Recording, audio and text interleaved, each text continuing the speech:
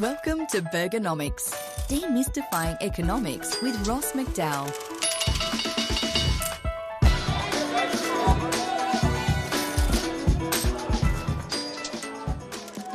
Welcome to the Burgernomics podcast, where the 2022 Australian federal budget is demystified without the politics.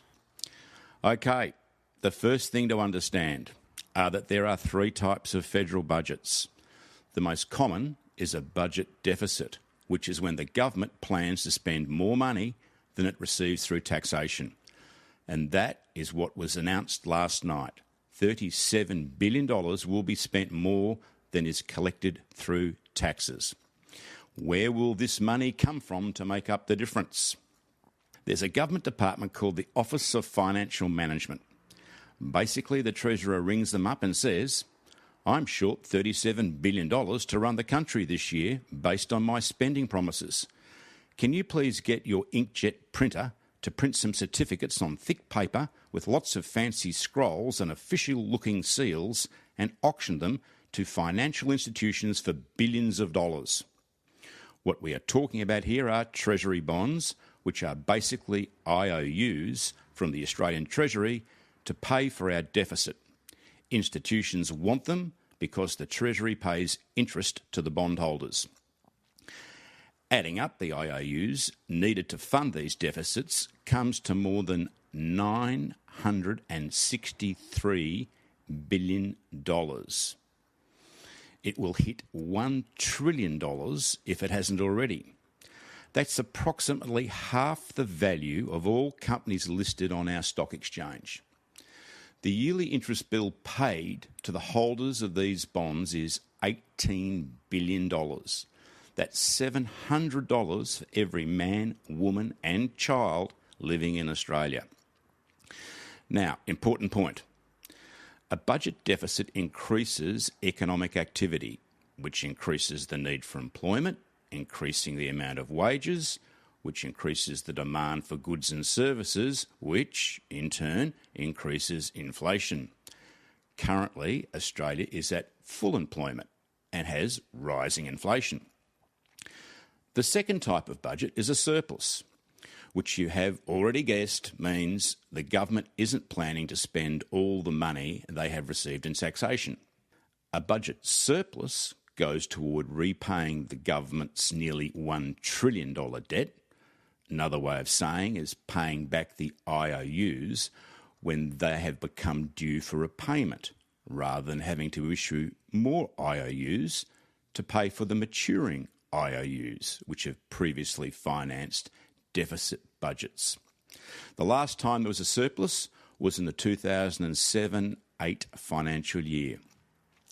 Budget surpluses decrease economic activity, reduce employment, and as a result, not as many people are receiving wages, so consumption of goods and services fall, which reduces inflation. Thirdly, and lastly, there is a balanced budget.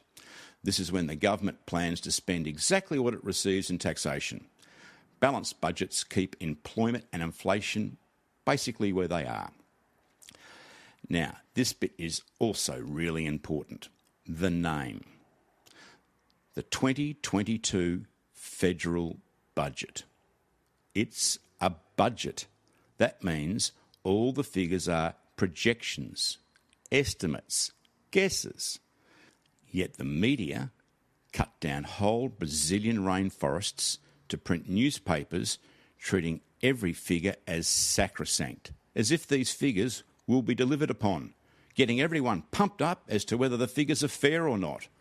Now, that's great for TV ratings, newspaper sales, and all of us economists, because it makes us look smart, commenting as if the budget will actually happen.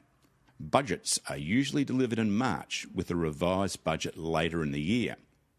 What is actually spent and received by the government is published a few months after the end of the following financial year.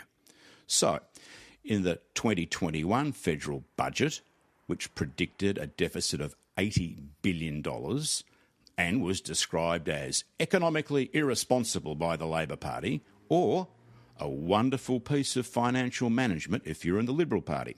But when the actual income and expenditure numbers came in, they added up to a deficit of $32 billion, not the predicted $80 billion. That's a $48 billion difference, or the equivalent of the whole of the Australian Defence Force budget, a 60% variance to what was originally forecast on budget night. So that makes the hot air expelled by all the commentators, economists and political parties the morning after the last March budget just that, a lot of hot air. Politicians and the Treasury Department can't predict wars, overseas famines, pandemics or political situations such as trade tariffs that will make any budget figures meaningless over a 12-month period. Take the 2019 budget, for example. It predicted a $7.1 billion surplus, yet we actually ended up with an $85.3 billion deficit, thanks to a pandemic. So treat the 2022 budget as a hope, a wish, maybe even a prayer as to how the government would implement its election promises in a world where nothing changes, which of course has never ever happened. If governments were to change their budget expenditures or tax rates without the justification of global events such as wars and pandemics, then the media and opposition political parties go ballistic, saying the elected government have backtracked on election promises, even though the government is simply reacting to changing circumstances, as they should. Every government will tell you the main aim of their budget is to keep all Australians' standard of living secure. Our standard of living relies on two types of economic policy: monetary policy, as implemented through Australia's politically independent central bank, the Reserve Bank of Australia. So think interest rates and money management and your mortgage.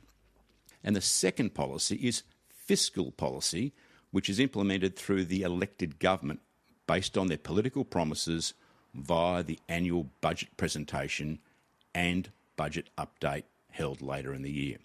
So health and defence are obviously part of every federal government's responsibility.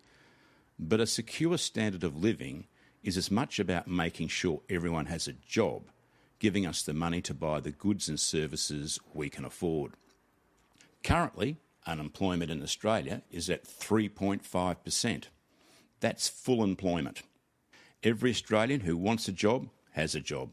So why run any level of budget deficit which creates more jobs and more wages if we already haven't enough workers? The answer? To fulfil election promises, even if, by fulfilling those election promises, it adds to inflation. It's interesting that the forecast, oh dear, there's that word again, forecast, is for a slowing economy over the next 2 years, resulting in 150,000 job losses. Well, even if that projection was true, we'd still be at full employment according to most economists' definition of full employment. And that's not even taking into account the 200,000 migrants the government say will be landing on our shores looking for work, probably over the next 12 months. The Reserve Bank is tasked by the government to reduce inflation from its current predicted high of 7.1% to around 3%. So the RBA will need to keep putting up interest rates to achieve what the government has tasked it to achieve. It's a bit rich for a federal government of any political persuasion to run a budget deficit to finance their election promises, which adds to inflation, and then point the finger at the independent Reserve Bank saying, why are you making it harder for Australians by increasing interest rates so their mortgage payments go up? Yet that's what's happened many times in Australian history, irrespective of whether the Liberal or the Labor parties were in government. Now let's get to the core of the Burgernomics podcast. How will the budget affect hamburgers? If the budget forecast actually became reality, which has never happened in Australian history, this budget deficit will support continuing inflation, causing hamburger prices to rise. The RBA will therefore need to keep increasing interest rates to reduce the predicted 7.7% inflation, sending it back to 3%. That means less disposable income as everybody's mortgage payments increase. So if your family's big night out is dinner at McDonald's, you may not wish to expend your about-to-be-reduced disposable income on hamburger dinners and instead stay at home eating baked beans. Or, if you dine out slightly more upmarket than eating hamburgers, your reduced disposable income may cause you to drop down to hamburger dinners. So the 2022 budget is a hamburger swings and roundabout. Hope you enjoyed the Burgernomics 2022 budget overview. Please subscribe to the Burgernomics podcast if you haven't already, and tell your friends to have a listen for a different angle on the economic events shaping our lives.